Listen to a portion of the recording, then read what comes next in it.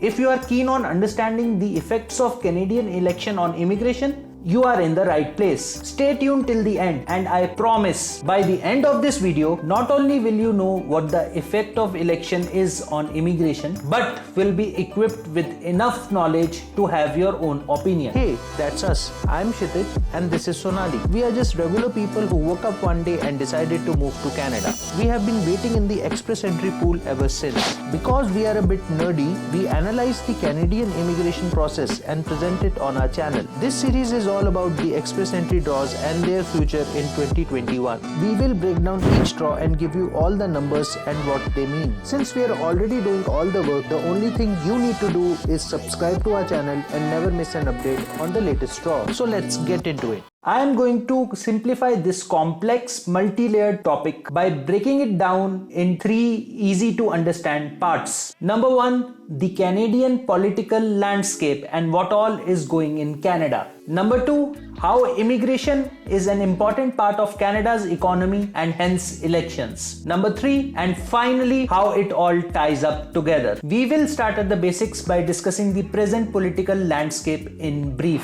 Presently, there are 3 major political parties. Liberals are the ruling party with 157 seats, headed by Justin Trudeau, hence the Prime Minister. Conservatives have 121 seats, hence the opposition headed by Aaron O'Toole. Then we have the New Democratic Party or the NDP headed by Jagmeet Singh with 24 seats. These parties are either left-winged or right-winged. An extremely left-wing party would want a more government-controlled society with social equality, high tax and more immigration. The Liberals, Green Party and NDP are all left-winged in increasing order, meaning NDP has the most leftist ideology, whereas an extreme right-wing party prefers individual liberty, conserve their society and does not support immigration. They want more businesses to grow and impose lesser tax. Their aim is to establish a capitalist society. Conservative Party and People's Party of Canada are both right-wing party with PPC sitting at the right side of the spectrum. However, the 2 most important and largest parties in Canada are the Liberals and Conservatives. Liberals is the ruling party since 2011 and are deemed pro-immigration, whereas Conservatives ruled from 2006 to 2011 and are known to have harmed immigration in the past.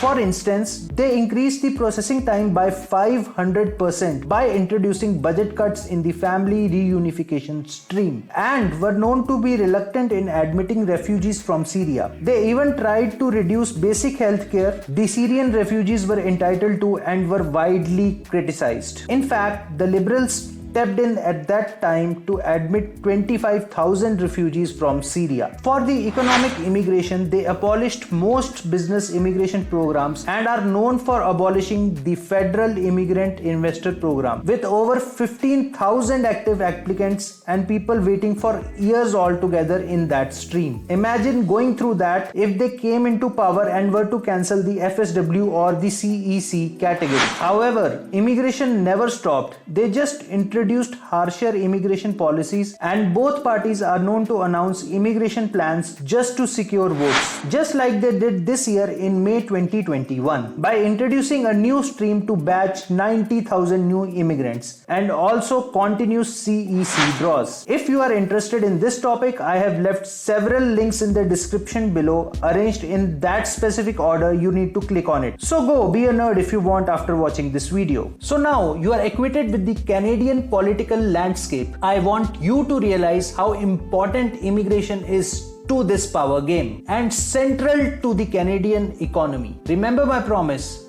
by the end of this video, you will have an opinion of your own. And do tell us that opinion by commenting down below. Now moving on, I want you to approach this in a different way. Let us say you got your PR and land in Canada. The first few years of your life in Canada would be spent renting out a place to live. Not only it enhances the income of the individual house owners, but it overall boosts the real estate market. Properties that are near to the places of interests like big IT offices, metro stations, etc. are valued higher and are becoming more in demand. Needless to say, once you start settling in, you will get a stable job and an income, pay taxes, make investments. After a few years, when you grow in your field and earn some good bucks, most people settle down, start a family, buy a house, have kids who are eventually going to grow up and pay more taxes to the government. But you would ask, even the citizens are doing this.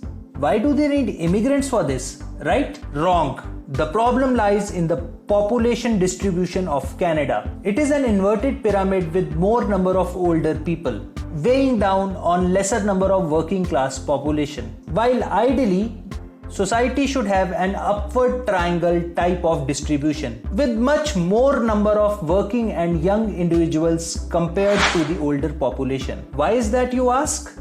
Let's dive deeper into this. If you expand the age pyramid, the total population of Canada is 38 million. There are just 7 million people under the age of 18 who are the potential taxpayers. 14 million people are the working class people who are paying their taxes right now. They lie in the 18 to 44 age group. Now 46 to 64 comprise of the people who are soon to retire, and the tax they are paying to the government would stop. On an average, a family in Canada pays 40,000 Canadian dollars as tax annually. And a family is mostly one working couple. So roughly there would be 5 million couples who would pay 40k each year, which is $200 billion.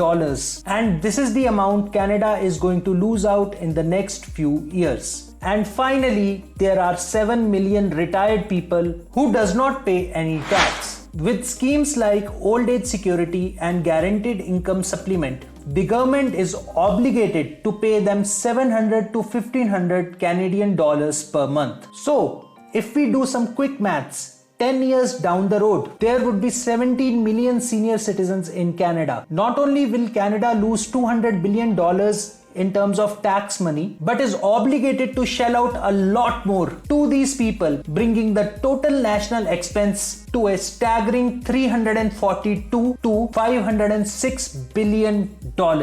And this does not include the additional healthcare expenses which come along with a bigger senior citizen population. So, what do you think is the solution to this problem? Where can Canada find young, professional, hardworking people who would pay tax for years to come and solve this old age crisis, uplifting their economy? Well, I hope you know where I'm going with this. The answer is immigration. And now you know why you lose those 5 points on your birthday every year. The older you are, the lesser tax you are going to pay in your lifetime, and sooner will be a burden to Canada as a senior citizen. To further support my point that how much immigration means to Canada, originally Canada issued a 3-year immigration plan in 2020 pre-COVID with targets of 340, 350 and 360k. That is 10k increase per year in immigration targets. And for the purpose of this example, we can all agree the original target for 2023 would have been 370k. But suddenly the pandemic hit and Canada fell short on its immigration target by 150k, only achieving 200,000 of immigrants in 2020. So they revisited their plan at the end of 2020 to come up with a new plan, distributing this 150k deficit as 50k per year over the course of next 3 years. This shows Canada's commitment and dedication to immigration and how serious they are. Do you still think when they have revised their targets 6 months back, they are going to do it again at the end of this year? Before we move forward, a huge shout out to Karthik and Shanu for a healthy debate, with Karthik predicting restriction or closure of FSW draws, whereas me and Shanu standing firm on the importance of FSW draws for Canadian immigration. Do tell your opinion in the comment section below, and I will shout out an interesting discussion just like this one in my next video. With all this discussion, one thing is really clear, that Canada wants immigrants for at least the next 10 years to come. It's the heart of their economy. They are not doing this out of the goodness of their heart and justifies the pro-immigration policies of Canada and why they cannot do without it. So, to conclude, it does not matter which party wins, the Liberals or the Conservatives. Canada needs immigration as much as immigrants need Canada. It's a two-way symbiotic relationship. It does not matter who wins or loses. The Liberals have been doing good work already in terms of immigration. While the express entry was built by the Conservatives in 2015, who believed in selecting the best individuals for their economy. Though they had some bad reputation with immigration policies, but never shut them down. In fact, this year they have issued a detailed immigration plan on how they are going to strengthen the existing immigration system and improve its pitfalls if they come to power. The link is in the description below. You want to go to page number 63 of that document if you want to read all that. NDP has promised to decrease the processing time for family reunification stream. While there is no official statement from the Liberals on immigration, all links are listed down. So whoever comes to power, immigration in all its form, whether CEC, PNP or FSW, is here to stay. If you are new to our channel, please do check out the analysis of the latest FSW draw and the basics of Canadian Immigration Plan 2021. These are going to help you understand the Canadian immigration much more comprehensively. I hope you learned something new from this video today. If you think this video increased your knowledge even by a small drop, subscribe to our channel, like this video and comment down in the comments box. Also tell me which part of the Canadian immigration process you want me to dissect and present before you in my next video. Just hop onto Instagram and comment on today's post. Scan this QR code or search with our ID, that is milestone_Canada. Thanks for watching.